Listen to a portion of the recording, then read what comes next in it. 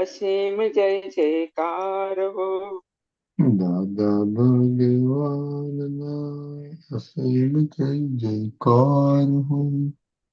દાદા ભગવાનના અસીમ જય જયકાર હો.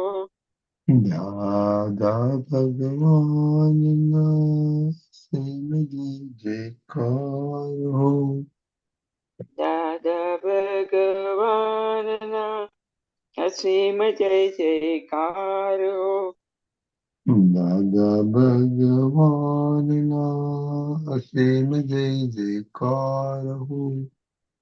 દાદા ભગવાનના અસીમ જય જયકાર હો. દાદા ભગવાનના અસીમ જય જયકાર હો. દાદા ભગવાનના અસીમ જય જયકાર હો.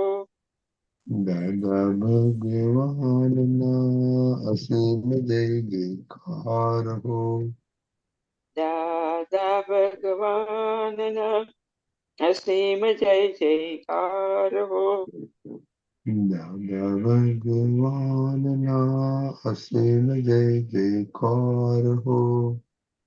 દાદા ભગવાનના અસીમ જય જયકાર હો.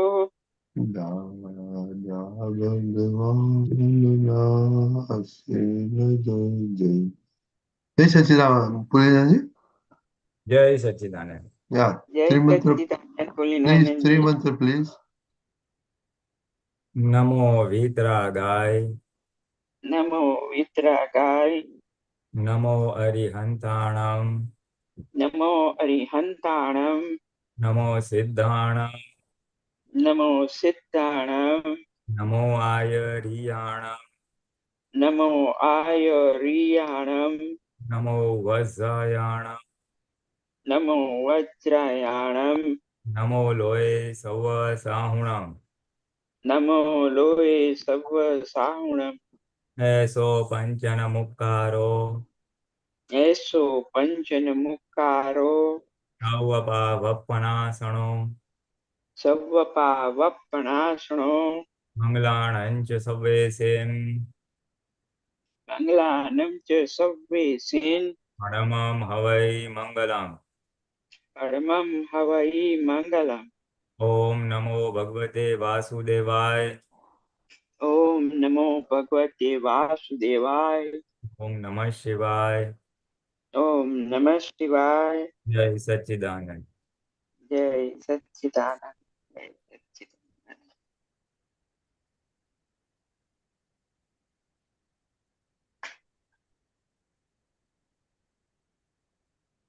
Jai Sachidanand, Mahatma. Okay, we were supposed to look at our Mann, Vachan, Kaya and look at our everyday reaction.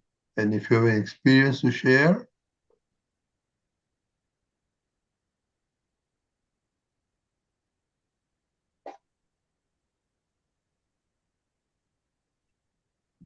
okay, okay. Lalita Ben, Yes. okay, what do you have in mind? Pulinanandji had brought up that the Purushars that he had sent on, that he had developed, was with a set of Mahatmas that they developed over time, and it was done in 2010.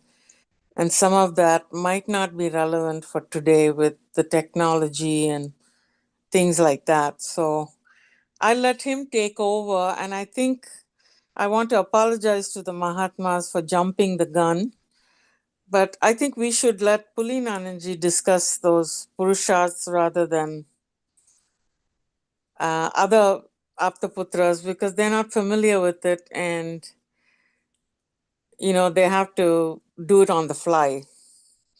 So that's why I would like Pulinanandji to take over from here. That is nice of you. Only I was wondering whether it would be more appropriate to do it on that Sunday slot, because then you will have the same sort of Mahatmas. in the gathering. While you were there, Mm-hmm. so it'll be more appropriate, I feel, that if you do it in that same slot where the agnas were being discussed. So then, Pulinanji, the same people come on Sunday. no, There's not too many new people come on Sunday. We have the same audience. you also have one or two people who are not here. Don't know her name, but who sings Pad also, that Vaishali, I think. And Vaishali is not here, right? and She's only a new one here. Correct. really one of the young interested persons. Of course, all of her are interested. So Okay. I Okay, think let's continue with what we are doing here, today. I think last time we mentioned, Deepakanand mentioned about any experiences on relationships, and while interacting with people, anything that pops up, and what part of Gnan the Mahatmas have used, if at all, any purushas they have done, or anything else that comes to anybody's mind. It's right now, you see, what happens is, Akram Vignan, I typically mention this in satsangs also. When a person attends college to graduate, in India, we call it BSc, BCom engineering.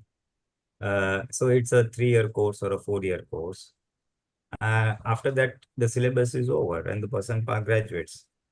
Similarly, in Akram Vignan, after a few set of years of satsang, generally most things are covered up, the basic ones, vis-a-vis observing file number 1, vis-a-vis how to practice the 5 agnas, where pratikraman, where asking for strength.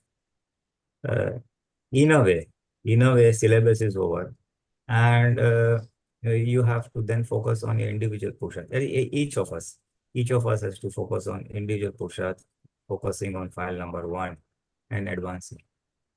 Because from the information angle, many things to know, understand. It's a huge, it's an ocean, and that can always go on. They can always go on. So that's where at times reading comes in, which Dr. Kashyap has been doing very well. He has been reading extensively and bringing out points. And if you ask me, yes. Can I share one thing which came yesterday related to Pulinanandji only? I had a doubt there with the Upvas poster which came yesterday, Hindi, English, and Gujarati. So Pulinanandji can explain that, further. Okay, keep it up. Positive. Yeah, just a minute.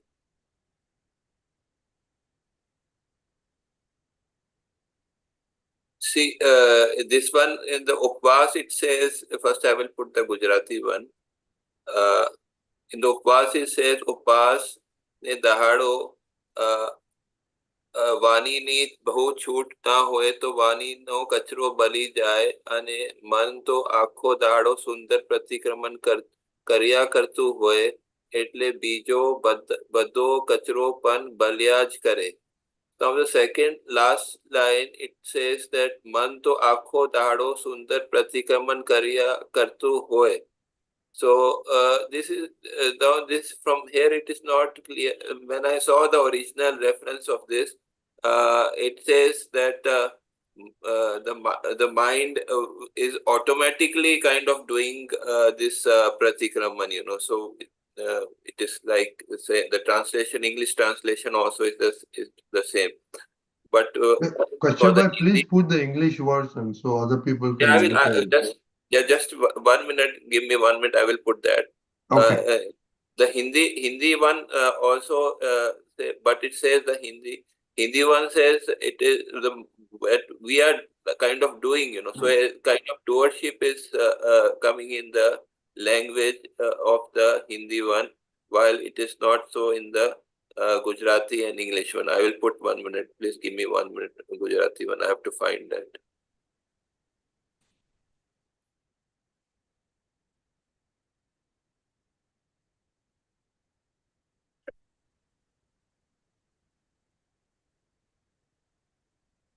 No, I have understood what you're saying is. What you're saying is, Yeah. I've understood. Yeah, just I will put English one and then you can just give me 1 minute. Just a minute. So this is the English one. Here, yeah. So one more thing which I would like to say that This is not the same. this is not one. Okay, 1 minute. Because I actually this is today's. Okay, this is today's. Yesterday's. I will just give me 1 minute.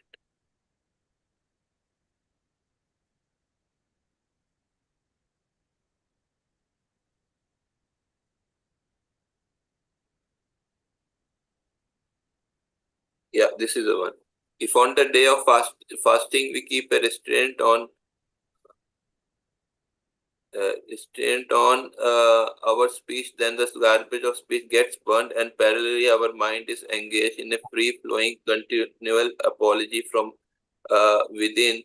So even the other waste gets burned as well. So here also mind is engaged. So there is no sense of doership in the last sentence. So while translating, these things can happen. So that is why we need to always keep the Gujarati one as an original reference. Sometimes there can happen some different senses in translation. So it can happen. I feel that it can happen. All the translations are good enough, but the sense is a little bit changed. So we can see what is the thing in there. Pulinanandji can explain. I think the second sense also is relevant in a different context. That is what I felt. Pulinanandji can go on through more. Yeah, that is true. Basically, when we are fasting, the stomach is empty, so the Jagrati is on an enhanced level. And obviously, on the fasting day, you are your activities may be little here and there. You may be speaking little less.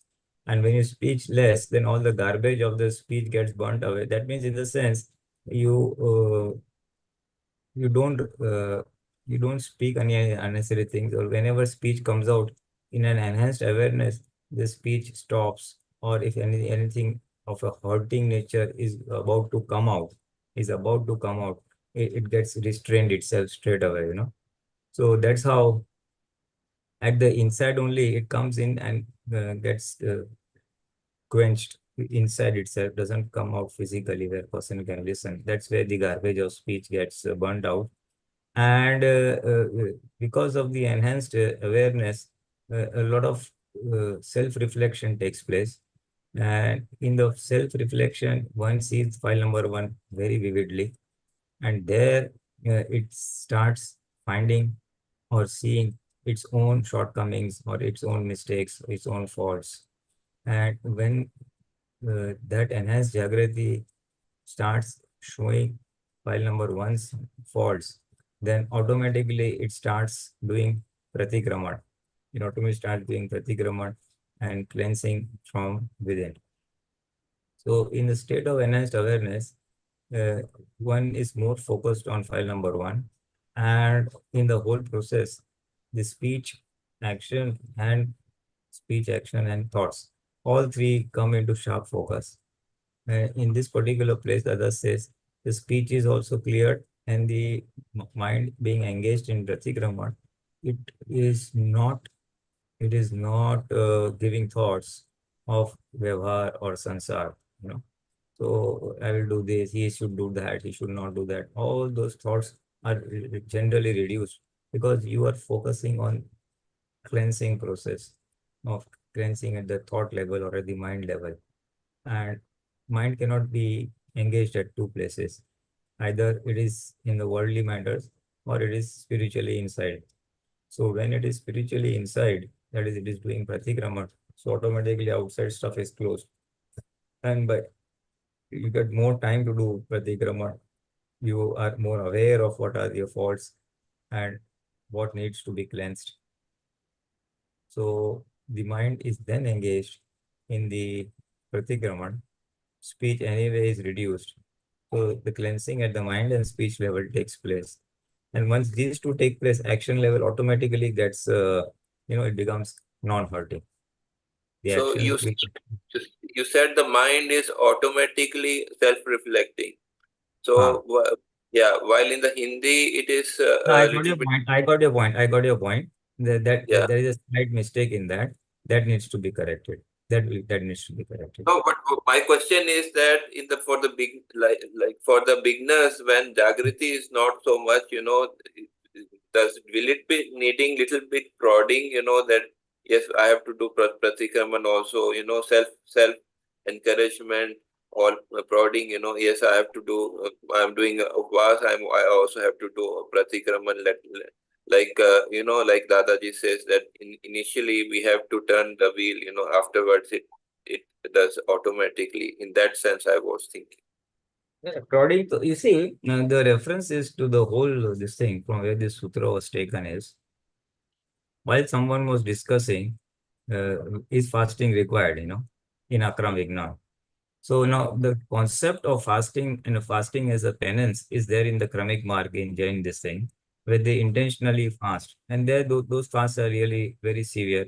Apart from water, nothing is taken. In some Vaishnavas and all, they take even little bit of fruits or, that uh, parad as they call it, potato preparations and all. Whereas here it is very strictly the same. So maybe a person like that must be conversing with Dada Bhagwan. And Dada Bhagwan, he told that the fasting is required. He said the concept of fasting was that to clear whatever accumulated kachra is there in the body, so that one day you don't input and all that burned away, the physical at the body level. And then further expanding on that, that when a person is really doing that type of fasting, he also gets the advantage of the other two, cleansing of the mind and cleansing at the speech level. Mm. So, if a pratikama, if a fast is done with that intention, then fasting is useful. The question was, is fasting necessary? Yes, fasting will be beneficial if it is done with this proper intention. Nowadays, people do it as a function, "Oh, today is Agyaras, today is that, so it is my fast." But it is only a physical level, they will not eat one time and eat one time fruits and things like that. But the spiritual intention of cleansing mind, body, speech, maybe there, may not be there. In the original, this thing, as revealed by Tirthankars or during the Kramik Marga, the purpose of fasting was not only physical, but it was all the three, and cleansing was the main aim, enhancing, and that takes place better and easier. The cleansing takes place better and easier when we are fasting, because energies are not diverted in the digestion process, and a person is slightly slowed down because his energy, his food, his intake is not there. So with that in mind, he said that really speaking, if fast is done, then the mind and the speech both get purified. And that was the essence over here, you see. That was the essence over here. Yeah, I got that. But what my question was that is for the beginners, because they are still on. No, one minute. Sorry, huh. So coming back Yeah. to that, you see, in Akram Vignan, what Dada Bhagwan said, that fasting per se is not necessary. But by way of discharge, if you have brought that you want to fast, because you're brought up in that culture, that family background, that gnati, that caste, and all that, then if file number one is doing, let it do, but then do it with this point of view for a beginner Mahatma. And ideally speaking, Dada Bhagwan said that fast, if it is coming by way of your discharge, do it. But if it's not coming, one thing which could definitely be done by Mahatmas all, whether beginner or a little advanced, is do unodari. Do unodari. Unodari means eating less than the appetite. So he says by doing that, you will have a continuous jagrati throughout the day, and the digestion also will be good. In the eyes of the lords, unodari was ideal, and this fasting was also suggested, where in case a lot of indigestion or indigested food is accumulated, then one day you stop and allow it to pass away, clear away the kachra. So in Akram Vignan, Dada really put focus on unodari. And incidentally, if you have brought fasting by way of discharge, then that also could be done. But being a Mahatma, you do that fasting with this purpose in mind. So the prodding portion will come here that, okay, you're doing fasting, then utilize your time and utilize your awareness, Jagrati, such that true cleansing of the all the three, mind, body, speech, takes place. Body anyway will get cleansed by way of fasting, but the mind and speech could also be done if Yeah, it is properly done. So initially, maybe yes, you could prod a Mahatma that he traditionally is used to doing fast the way that he has been trained in the Kramik Mark.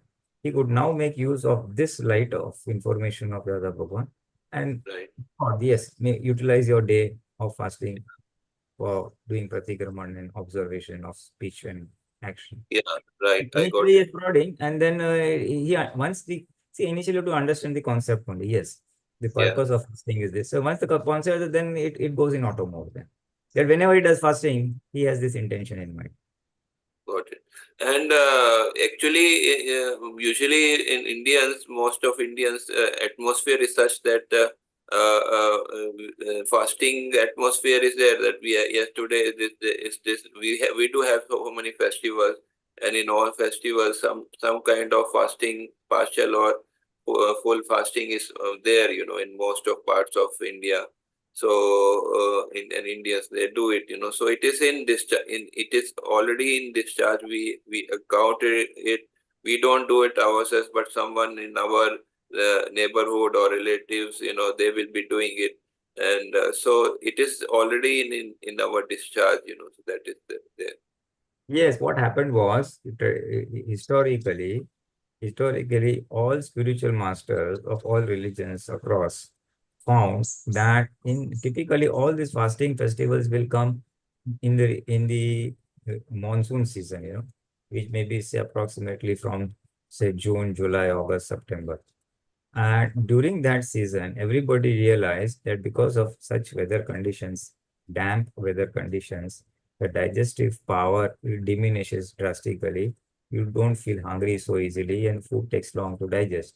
So they introduced all these fasting concepts in that season. If you see the Jains and all, they do a lot of fasting in this. So the, that is why spiritual masters, for the purpose of good health and awareness, because body is the primary means of progressing on the spiritual path. That is a doership part is there, kartapad is there. So in that the body has to be in a good health so that it can do the purusharth. Because there is ego, there is kartapana, there is doership. So there, to keep the body in good shape, they felt that here, during this season, when the weather is damp and the digestive power is reduced, they encourage people to do fasting of various types based on the capacity of the individual. He may take meal one day, one part of the day, and skip meal the other part of the day. Either he takes lunch and skips dinner, or skips lunch and takes dinner. So that is a working person who cannot fast totally. He takes only one time a meal, so the digestive power is running okay, and whatever meal he takes gets digested. For a person who can do more, he skips both the meals. So this fasting, as you said, is there generally all across religions in India. Uh, all spiritual masters across all religions found that this is beneficial, and that's how this was introduced, especially in this season. And then, of course, then it carries on throughout the year. So that's how traditionally we generally get it, either from our family or parents, or from our neighbors. Yes, today is my fast. And all. Then it becomes an activity, a social activity, and then It's collective activity also. In a way, it's good. In a way, it motivates people. I'm doing, you also do what other is doing, so let me also do. So that's the perspective. That's how we have got it from birth. And if we have got it, yes, even today, there are people who don't believe and don't do it. So it's individual, but benefits are there. Benefits are there. Yes. Thank you. Yes. So, Pulinanandji, the question I have is, so if you do unodari is equivalent to fasting? Equivalent in the sense, equivalent in the terms of Jagrati. Ah, When you do unodari, you will be in a reasonably heightened state of awareness. So you also have a sustained awareness throughout the day. At the same time, the body is not strained or drained due to lack of food or water. It is getting its stuff. So the body is also functioning and you have an enhanced Jagrati. They say that when we eat, a lot of energies are diverted towards digesting the food, And now if food is not there, the energies, the vital energies of the body are not diverted over there. So some energy remains with you and then awareness also there. Food generally, Dada says, it causes intoxication. In the sense, you typically, if you have a really full meal, you feel drowsy. So the drowsiness portion is not there in unodari. And because of the drowsiness portion is there, so you are aware. Now there is awareness at two levels. For a non-Mahatma, his awareness is in the worldly awareness, is active, energetic, he can see and all that. For a Mahatma who has got the awareness of the self, that I am the whole. So when this drowsiness is not there, this awareness, which is anyway there inside, is on the forefront, and you remain more aware that you are, the Mahatma is separate from the body, that he is the pure soul. The awareness of that I am Shuddhatma and separate from the body, that remains in automatically. You don't have to take efforts to put it. That remains automatically. So Onodri is a shade better than this. And I tell you, Onodri, to practice Onodri on a constant basis is not so easy. It's not so easy. It will take a lot of determination and, and efforts to sustain it throughout. Onodri, 1 or 2 days here and there, yes, but then at times there's a tendency to fill up your stomach when you like a particular food or a dish. So the mind will have a tendency to eat more. But gradually by practice and decision, one could go about putting it on a permanent basis. Dada Bhagwan gave his own personal example that this is our constant tap. This is our constant tap where we do unodari without fail whenever we take anything. You take anything, if you feel hungry in between, then you eat little bit and then stop. Whenever he ate less than the appetite. And that was our constant thought.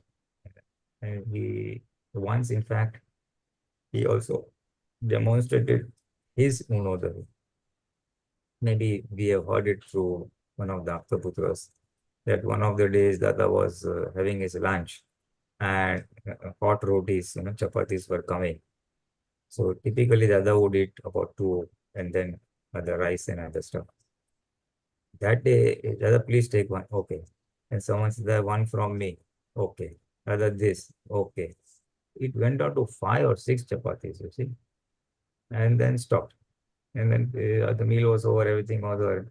And then Dada very casual to see, this was our capacity to eat. But in spite of able to eat so much, 5, 6 chapatis, we normally take only 2. This is the unodari we do. He just demonstrated once. At the same time, he said, don't blindly copy me. Do it according to your capacity. But follow the principles of unodari, where generally you eat less than the appetite. And the classical definition of unodari as given in scriptures, that unodari means whenever we feel hungry, then filling the stomach with two parts of the hunger will be filled up with food that we eat. One part of the appetite will be filled with water, and one part, the 25% or quarter of it, will be left empty. So 50% by food, 25% water, and 25% empty. Why that empty? So that during the digestion, whatever gases take place or reaction take place, there is room for it to remain over there, and the digestion the food gets digested very nicely. So this is the classical definition of unodari. But a person can start with a little this thing, that eat less than the appetite, that whenever he feels I can eat little more, he stop over there and start from there, and then gradually he will find his own equilibrium where to stop and all that. And one thing that can aid unodari is to do mindful eating, presence of chit, and chewing a lot. Typically, one thing, the other say you should chew as many teeth you have. That each morsel must be chewed for, say, 32 teeth, so 32 times. Now, it may not last 32 times, but basically you have to chew it so much that it becomes fluid, and then it goes down. So the food gets semi-digested in the mouth itself. A lot of saliva goes into it. So when it goes down to the stomach, then stomach does not have to do much hard work because it is semi-digested food that is coming from the top. So, and by chewing it a lot, what will happen is it gets grind, the food gets ground so much, so the volume increases. And when the volume increases, so with less food, you will have a feeling of fullness. Oh, my stomach is full. And then you automatically will stop. Oh, my stomach is full. Whereas if it is not chewed to that extent, then the amount of food that goes in is more. Then it takes a little more to digest and a little heaviness is there. So coming back to your question, whether it is equivalent, whether it is equivalent to upas. Upas has its own place and benefits, but on a person who cannot do upas, he can definitely practice unodari, eating less. And if it happens that you are feeling hungry after another say 2 hours, then again eat little bit, but eat less and light. And that time also, it must be, whatever you eat must be less than the appetite. In another way, once Dada Bhagwan so said that કે ખાવાનું એટલું કે અગ્નિ ભૂખ એને ખાઈ જાય. Eat as much that the appetite eats the food. Appetite finishes the food, and appetite fire is still burning. So these are various ways Dada Bhagwan has tried to explain what is unodari and how it should be done. For Mahatmas, it is possible because it is possible everybody for that matter, of course. But Mahatmas, why? Because they have got this spiritual awareness, this soul awareness that I am the pure soul. And there is a motivation to sustain that awareness. And for that, they can do it and nothing will happen because Dada is there. I am the soul. What will happen to the body. All that understanding is there. Worldly people may say, no, no, you must eat food, otherwise you will become weak, this, that. So that thing is not there for us. And second thing, for worldly people, food is the source of happiness. You see, food today is the primary source of happiness. I ate tasty food. I had this delicious dish. This was so nice. I will have it once again next time. So, and they look forward to, oh, new restaurant has opened up. Let's go there. Thai food is being served. That food is being served. So today, world over, everywhere, food is the source of happiness. And even during this shibir that we just went through in Kalam, and there when we were discussing about this seventh Kalam, ultimately the end, the summary was Dada Bhagwan, that if we can take care of the seventh Kalam, the food aspect, then next, if we can take care of the fifth Kalam, the speech aspect, generally many things will fall in place, the remaining columns. And for others who feel inclined, can also look at the sixth column. Not to practice celibacy, but at least to avoid the illicit, wandering of the mind and chit and anhakno vishay, as they said. So if these three in this order, food, speech, and this thing, vishay, then all the other things will be taken care of. We'll have an enhanced jagrati, and it will lead to purification of the mind body siege. Purification in the sense, purification or purging, if I may say so, purging of the four kashas, Krodh, Mara. And when those are purged, then Jagrati increases more. And when more Jagrati awareness increases, Purusharth becomes easier. Practicing of five agnas becomes much, much easier. And once five agnas are practiced, then inner bliss or inner state of contentment, inner happiness increases.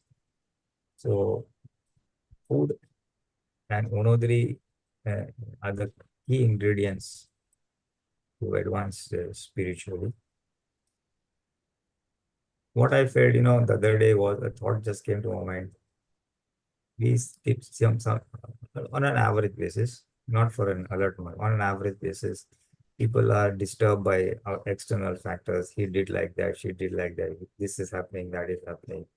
And they seek happiness from outside, a good movie, good food, happiness of the five senses, shopping, wearing good clothes, talking. So as a Mahatma, I felt that I should be focusing on enhancing or increasing my inner happiness. Look for, let me increase my inner happiness rather than, because Mann, Vachan, Kaya, the mind, body, speech is tuned by way of discharge. It is tuned to seeking happiness from outside, external gratification, five sense gratification, or gratification in power, money, fame, then bungalow, and materialistic things. That is it is tuned. So by way of Purusharth, we can rein in file number one and say, no, why don't you enhance your inner happiness, your inner bliss, your inner equanimity or calmness, nirakurta, as we said. So focus on increasing inner happiness, number one. And secondly, why focus on conquering your inner enemies? Focus on conquering your inner enemies. We are constantly, not we, it's the intellect and mind, basically the intellect mind is always, focus on that he did like that, she did that happened, this happened. So we feel adverse circumstances and situations or enemies outside. And we try to focus our energies on squaring up that with the help of, again, intellect, which is Viparit Buddhi. Whereas our Gnan says, why don't you focus on conquering your inner enemies? Conquer your inner enemies, enhance your inner bliss. Then the external factors will not affect you. They will be there. Adverse circumstances will be there. You, at the physical level, you may meet with an accident, you may fall ill. At the mental level, people will insult you, or you will have some anxiety, a lot of, unfavorable circumstances popping up. Then at the speech level, people may speak to you. Another thing also will happen. People may not speak to you. They will not talk to you. They will just shun you. So those circumstances will be there. But if I'm focused within, then those will not affect me so much, as much it would affect me if I'm focused outside. Or if I'm tanmayakar with my mind, body, speech, then what will happen is these things will affect me. But if I'm not tanmayakar, which is what our Purusharth is, to remain separate from the body. So one of the ways of motivating oneself to remain separate from the body is to focus within. Focus within to do what? To increase inner happiness, to conquer inner enemies. If that mindset is there, and use the five agnas and now kalams, because those are the tools to do all this. The intention is this, that these are the tools to do it. So if we use these tools with a purpose, with a goal, then the Purusharth will not have to be done, will be done. It will take place automatically. It will take place automatically. So this is a thought that just came to me, and I just shared my thought with everybody. That if I'm focusing on that, this thing, then external things, the importance of external things reduces. And if the importance of external things reduces, then I'm at peace anyway. Then I'm at peace anyway. So just a few thoughts on the sidelines based on the food and unodari and all that, and jagrati, the purshat for do jagrati. Another viewpoint to them, another dimensions to do purshat. Purshat can be viewed from very viewpoints. So this was one more dimension there. Okay, Jai Satsang. I think we have Sailaben. Okay, so very good. And now it was very good. I don't know. I hope I have answered your question, Bedni bhai. No, yeah. No, it was yeah. And then you expanded in Jagruti and that in happiness, in Kashayam. That's good. Yeah. Shailaben? Jai Sachidanand, Pulinanandji, Jai Sachidanand Mahatmas. Yeah, this is very nice what you said just now, but very difficult to follow many things. But what my question was, in yesterday's, there was a message yesterday in the WhatsApp group. It's just before what Dr. Kashyap just said. Usse pehle it was there. I'll just read it out. Nature keeps doing and you keep knowing that indeed is the path to liberation. Hindi में I'll just say it, कुदरत करती रहे और आप जानते रहो वही मोक्ष मार्ग है. Kudrat, what is that first sentence, please? It says कुदरत करती रहे और आप जानते रहो वही मोक्ष मार्ग है. हाँ, वही मोक्ष मार्ग. Yeah, I'm trying to understand the jante raho, that is that knowing part. Because as I understood, we are just watching it, right? The Shuddhatma is just watching. Can we really know it? Yeah, that's right. That's right. Aap jante raho means for us, it means gnata drashta. Now that's same thing only. That's what it said. For us, it is gnata drashta. Yes. For outsiders, it can be just observe it. That is basically non-judgmental observation. Okay. Non-judgmental observation. Okay. For outsiders, it is non-judgmental observation. In the sense, non-judgmental means he does not judge it. Oh, it was good, it was so nice, or it is bad, it was horrible. No judgment, just observe and leave it at that. Favorable or unfavorable. I liked or disliked, and let it pass away. That is for outsiders. And for us, it is Gnata Drashta. Basically, in the light of the Prajna Shakti. Right. In the light of the Prajna Shakti, we observe the Kudrat. Kudrat means what is happening to file number 1. File number. Two ways. File number 1, what is happening inside, means at the mind level or the intellect level, chit level. And what is happening outside.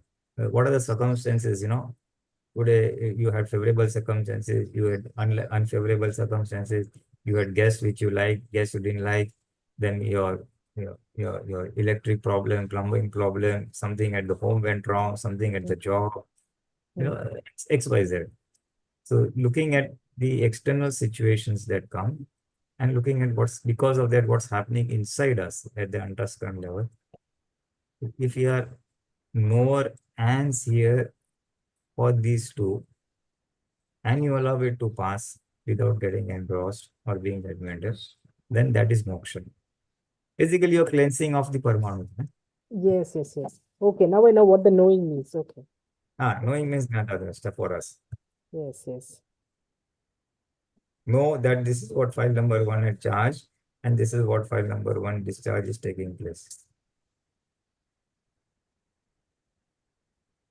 Okay. Watching it as it unfolds. No? Be an observer, yeah. And also trying to understand how the file number 1, why is it reacting like this? And all the things that are in play. That's what he means, right? And just taking off from that, watching file number 1, we can add a fun element to it. In the sense, supposing something happens and file number 1 doesn't like, a thought comes, oh, he's like that, he's nasty, he talks nicely with the other person, he doesn't talk nicely with me. Yes. I'm just giving a random example. So we see something, then thought arises like that. And then again, we have to square it up with Gnan. Oh, no, that is Vyavasthit, this, that, that is one way of Purusharth. And being an observer, what is, just observe what has happened. Oh, this happened. Okay, fine. Thank you. Bye-bye. Just let the thought come and then say thank you, bye-bye to the thought and let it go. And in the process, what have I discovered? In the process, I have discovered that my pride kashaya, my man kashaya is intact. And that is what has got hurt. And that is why I am feeling bad about this thing. The ego, yes. The observation, there is a second order of observation. First observation is what the thought has come, the discomfort that thought has caused. Oh, he did like this. I find fault with somebody else. And the second thing is, why is that thought come? Because my mind, man kasha is there. If I did not expect any man from anybody, then I would have not be affected by that. Yes. But because I'm expecting, I'm affected. So this thought has led me to go within and find out the real culprit, which is deep down here, that my mind is active, and then enjoy the process. The point was, we do Purusharth and we square off the discomfort by Gnan, Vyavasthit, this, that. No. Oh, deep down this pride is there. Okay, here I see. So pride, please go. And make it a fun thing. Oh, fine. Oh, so you are the culprit. Bye-bye.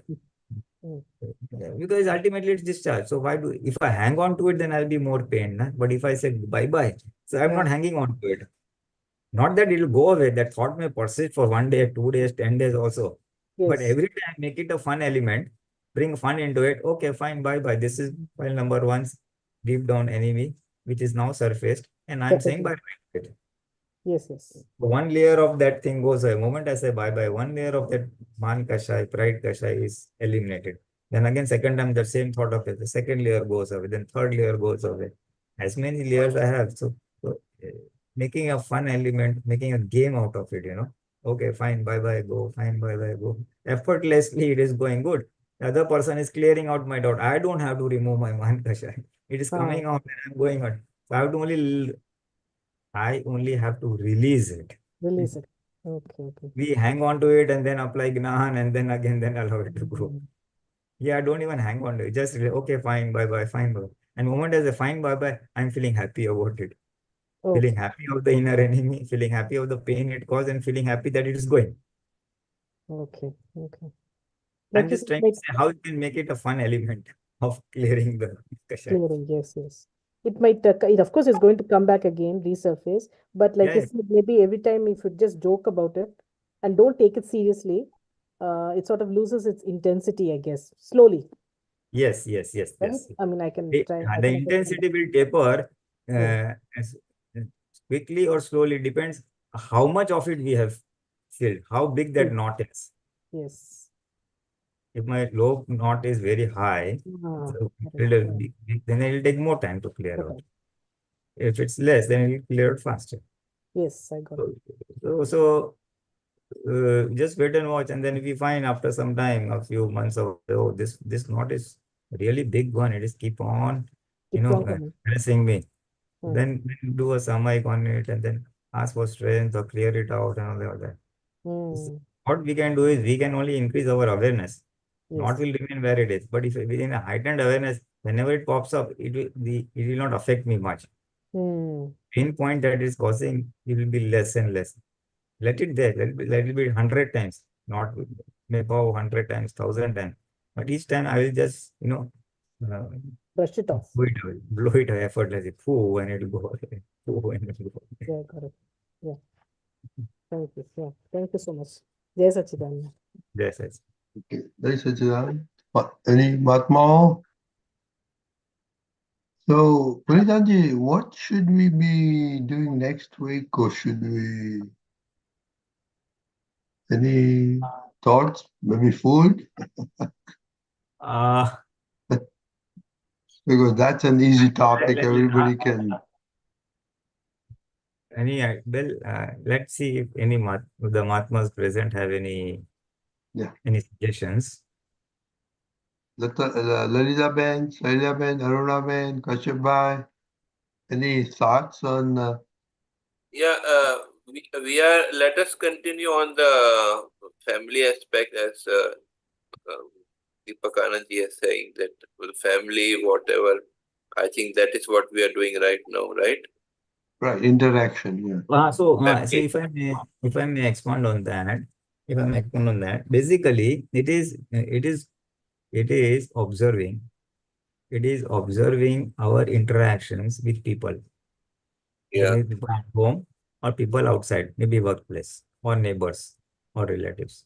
So observing our interactions with people and observing what is happening within us. What is happening within us at the mind level, intellect level, observing how we react others at the speech and at the behavior or action level. So observing the outside as well as the inside in our human interactions. Let me put it that way. Relationship means human interactions. We could include pets if any, but that's marginal. Not many people have pets. So let us look at the interactions that way.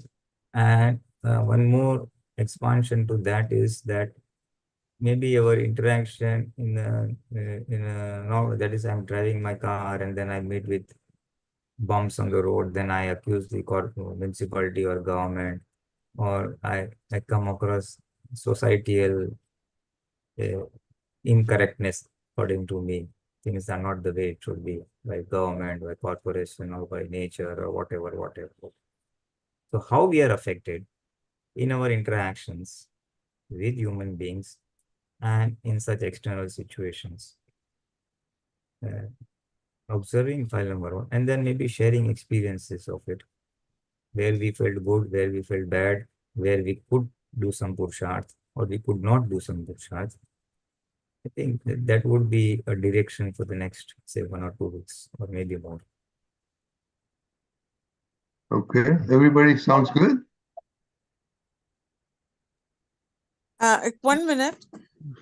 Can you just want us to watch our reactions or not have reactions? I didn't get that. Wasn't clear on No, that. we have to basically watch whatever is happening.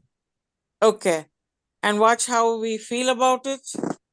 Watch how we feel about it, what happens inside, what happens outside by way of speech or action, how we react to others. Okay. Okay.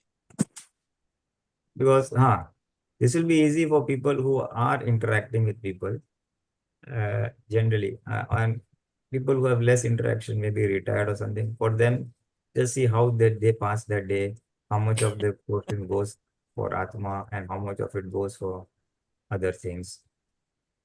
How much of the Yes. day goes in spiritual awareness of soul Mm-hmm. awareness. Because Okay. a retired person may not be interacting so much, but whenever interactions take place, or maybe he or she is pondering about interaction which had taken place in the past and now that is causing pain or pleasure now. Mm-hmm. So those are also things, which will keep coming inside. The mind body speech is active 24/7, you see. Yes. So let's observe that. I just gave one focus on it. Human interactions or interactions when we are going out. Mm-hmm. But plus anything that comes inside. Okay. Okay. Okay, sounds good. Pulinanandji, can you please recite the mantra? Everybody please follow.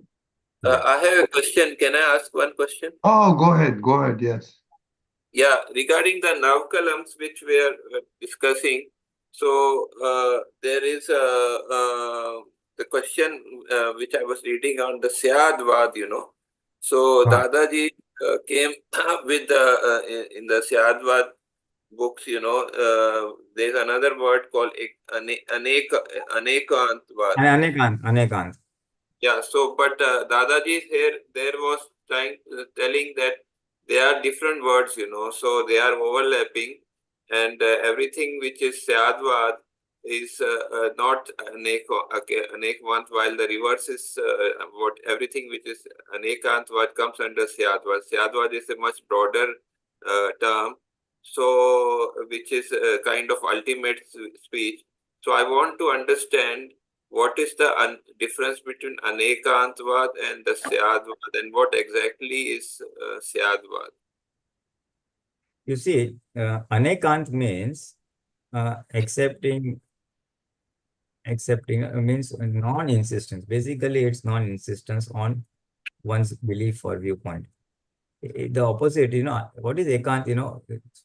It starts with spiritual, that we Christians believe in this. Jesus is this, we will go to hell, we will go to heaven. This is our belief, this is my viewpoint. So I stick to that viewpoint. Then other person may be sticking to another religion, other person is sticking to other thing. So that is called ekantva, that is sticking to one viewpoint. When you say anekant, that means it is accepting the other's viewpoint also, accepting the other viewpoint also. So that is not basically it says not non-insistence on your viewpoint. So I can't in anekantvad, anekant goes on that is on a viewpoint, પોતાના મત ઉપર જાય છે, based on what my opinion is. Basically it's an opinion based. Yeah. Yeah. And syadwad, the word syad and vad, syad means everybody and vad means vani basically. So syadwad is associated with speech, and speech as such which does not hurt anybody's viewpoint. Because when we speak, then we cannot tell two viewpoints at a time. We'll have to go sequentially. That it was raining over there, but it is not over here. I have to say two things separately. Whereas if I have to observe, then both things can be observed together. Essentially, syadwad goes on speech and accepting everybody's viewpoint. Speech so that it doesn't hurt anybody's viewpoint. Of course, it extends to Mann and Vachan also. But that is the thing. And this is on the mat or the opinion. Anekant goes on the opinion. So that is the basic difference. And why syadwad is a broader term. What Dada says is anekant will fit into syadwad, but syadwad cannot fit into anekant. Because this is, syadwad, truly speaking, real syadwad starts only after self-realization. That is, only after one knows that I am the pure soul. True syadwad, as defined by Tirthankars, I'm pure soul, I'm not the body. And then you can, from the Vitrag viewpoint from remaining in the center, you can decide that this person, Muslim is speaking from this viewpoint, Christian is speaking from this point, Jain is like that. So you can see the periphery, the various degrees, the viewpoints of various degrees at the periphery, we can very clearly see. So that is true Nishchay Syadwad. Vyavhar Syadwad, that's another term that the Bhagwan has used, Vyavhar no Syadwad. That means people in Vyavhar, in worldly dealings, will speak in a nice manner so that you are not hurt, you are also, your viewpoint, I take care. But that is worldly. It's not a broadened this thing, from the spiritual, that I'm the pure soul. So that is there. Anekantvad might happen without self-realization also. It will happen without self-realization. It will happen also. That happens. That is there today. Today, every sect has this thing. No? My religion is right. I'm to this thing and things like that. So that is ekant. And some people are more broadened. Yes, they accept what every religion says, but that is without self-realization and only at the mat level or the opinion level. Truly speaking, why this man is behaving, why he's doing that, that only comes after self-realization. Right. This was very good. Thank you. Okay. The Pulinanandji, 3 months, please. Namo Vitragay. Namo Vitragay. Namo Arihantanam. Namo Arihantanam. Namo Siddhanam. Namo Siddhanam. Namo Ayariyanam. Namo Ayariyanam. Namo Vasayanam. Namo Prajayanam. Namo Loe Sawasamunam. Namo Loe Sapasahanam. Eso Panchana Mukkaro. Eso Panchana Mukkaro. Sauvabhava Panasano. Sauvabhava Panasano. Manglananja Savvesim. Manglana Savvesim. परमं हवै मंगलम्। परमं हवै मंगलम्। ओम नमो भगवते वासुदेवाय। ओम नमो भगवते भगवते वासुदेवाय। वासुदेवाय। ओम नमः शिवाय। ओम नमः शिवाय। जय सच्चिदानंद।